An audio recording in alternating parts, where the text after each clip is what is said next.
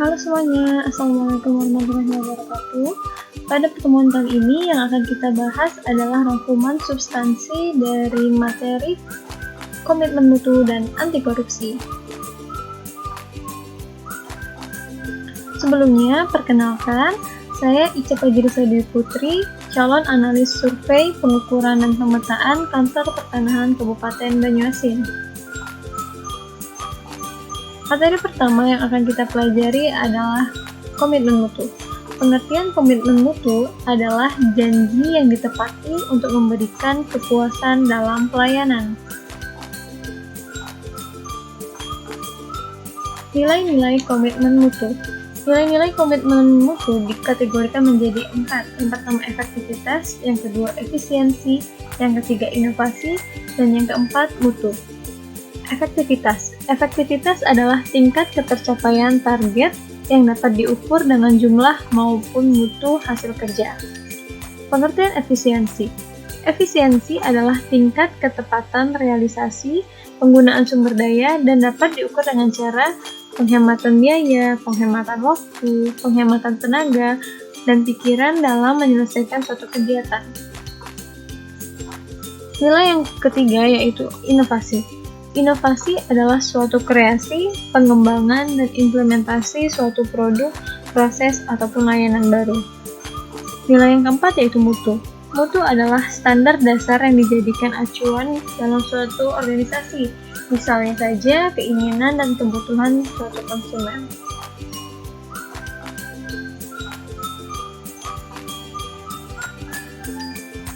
Karakteristik nilai dasar komitmen mutu terdiri dari 6 karakteristik. Yang pertama, komitmen pada kepuasan konsumen. Yang kedua, cepat, tepat, dan ramah. Yang ketiga, melayani dengan hati. Yang keempat, pendekatan ilmiah dan inovatif. Yang kelima, melindungi dan mengayomi. Yang keenam, perbaikan secara berkelanjutan. Tujuan utama pelayanan berbasis nilai dasar komitmen mutu. Ada 4 tujuan. Yang pertama, mengutamakan kepentingan pelanggan. Yang kedua, menumbuhkan kepercayaan terhadap institusi pemerintah.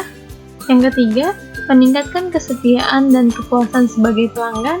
Dan yang keempat, menjalankan tugas, peran, dan fungsi sesuai dengan peraturan. Materi kedua yang kita sampaikan pada hari ini, yaitu anti korupsi. Pengertian korupsi.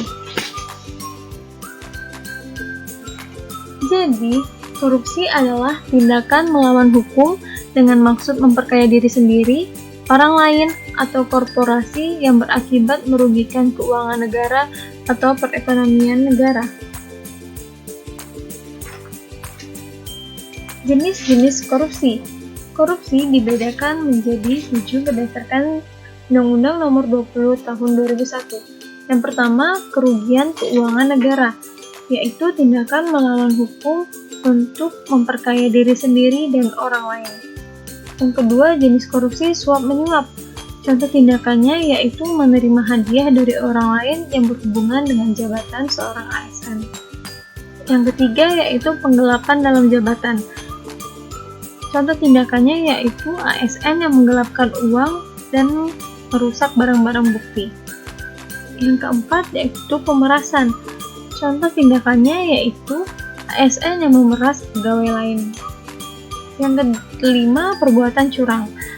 Contohnya yaitu ASN yang merebut tanah negara. Yang keenam yaitu korupsi dalam benturan kepentingan dalam pengadaan. Contoh tindakannya yaitu pegawai negeri yang turut serta dalam pengadaan yang diperolehnya. Yang ketujuh yaitu gratifikasi. Contohnya itu menerima gratifikasi dan tidak melaporkan kepada KPK. Identifikasi nilai-nilai dasar anti korupsi.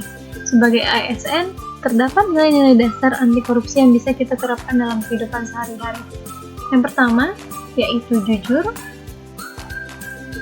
peduli, mandiri, disiplin, tanggung jawab, kerja keras, sederhana, berani, dan adil.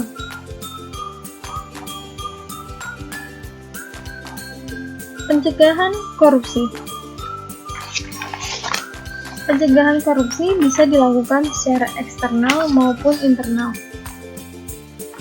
Secara eksternal dapat dilakukan dengan perbaikan sistem. Perbaikan sistem ini merupakan perbaikan dari sistem institusi itu sendiri, seperti adanya peraturan perundang-undangan terkait korupsi, reformasi birokrasi, dan menerapkan prinsip good governance. Pencegahan korupsi yang kedua yaitu dapat dilakukan secara internal individu suatu ASN tersebut.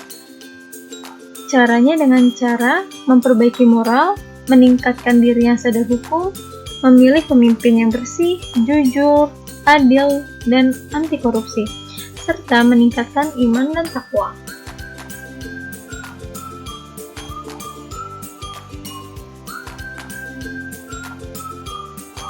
Bangun sistem integritas. Bangun sistem integritas yang pertama yaitu reforming culture, yaitu upaya mengubah orientasi dan perilaku korupsi yang berbentuk kolusi. Yang kedua, seeding of integrity, yaitu upaya menanamkan pengaruh integritas pada bawah sadar sehingga membentuk perilaku, kebiasaan, dan budaya yang berintegritas.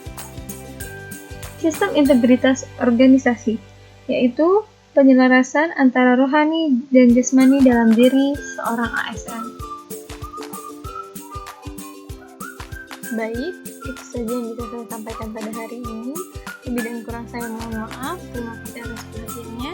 Wassalamualaikum warahmatullahi wabarakatuh.